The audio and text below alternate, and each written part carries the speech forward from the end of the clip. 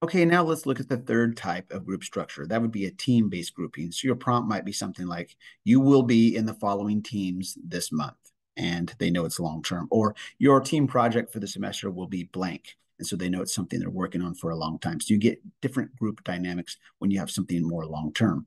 The pros are that it makes group work the primary class activity. They know this is something that you're invested in and they will also be invested in.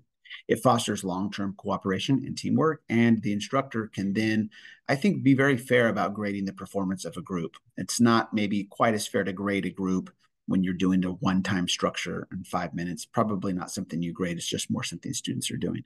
The con is that it does, if this isn't a con, it's also a pro, is that it makes group work the primary class activity. Maybe that's not what you want. Maybe it's just something that you want sometimes. Another con is that team performance can be too stratified. And what I mean by that is that you might notice you have some very high performing groups and some groups that are really, really struggling. And so it's very important when you design these kind of groups to make the grouping purposeful so that you get what you want out of it. Okay, I just wanted to share this one graph, and the source is at the bottom of the slide. You can see is from a book, Team-Based Learning, a transformative use of small groups in college learning by the authors listed there. And it graphs the quality of student learning, and it charts it as traditional teaching, casual use, cooperative learning, and team-based learning. I noticed that this book split those types of grouping into three different ones. And their findings were that team-based learning, they got the most out of the student learning. I don't think, though, that this is, probably useful for everybody in every discipline and every class. I don't think you can do team-based learning in every class. I do, however, feel that you can do casual use and cooperative learning in any classroom. I think that could be a good fit, and you can really increase the quality of student learning. Let me lastly share with you some cooperative group structures that you can think about using right off the bat. This is a very low-level entry one. I don't mean it's low level in terms of thinking, but it's easy to get into. So sometimes I've heard teachers call it a think, pair, share, or a round robin.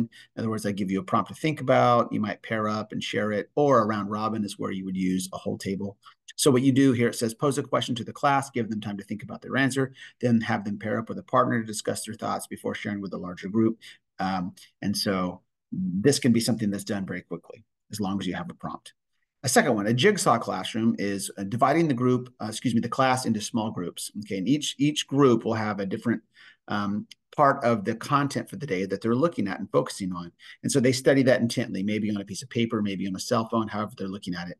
And what they will be responsible for then, after they've learned that in their small groups, is to form new groups with representatives from each of the topics. So they're first in small groups of each topic, and then you're reforming the group so there's one person from each of the groups, and then they can share together.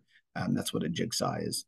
A carousel is a great way to get people up and around the room if you have different stations or posters or things on the wall or on the whiteboard, where groups can walk together around the room and see what other groups have done and discuss, add ideas, gain ideas, and insight. Crossover groups says here students start in groups focusing on separate aspects of a topic, and then midway through the activity, a few members from each group move to different groups to, quote, cross-pollinate ideas and approaches. And so what it really is you have group work, but then you purposefully say, look, I want your group to get some new ideas. Send one person out to learn something from another group. So that's that cross-pollination idea. Learning circles are formed when you give a specific role. I mentioned this earlier. Here as an example is maybe one person is the researcher, they have the phone, right? Another person is the scribe, they're the one writing it down either on the whiteboard or on paper or on a poster. You have a presenter, and then you have a facilitator, that's kind of the boss, the person that's making sure things are getting done. So this is a place where you're really assigning roles to the group.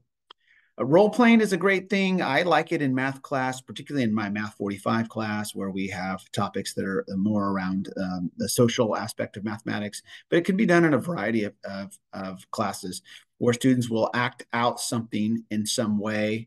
Typically in groups, you'll assign them, okay, I want you to act this out, and they're simulating some sort of real life context. And so there's lots more ideas. You can get so many, hundreds off of the internet, off of YouTube. And so I want to leave you lastly with this group learning. Okay, I gave you a little guide to getting started, but now it's your turn to try something, your turn. to get something into your class, maybe that you've never tried before, and see how much you can really get done and how much students will really enjoy it when you give them a chance to learn cooperatively. I hope this was helpful.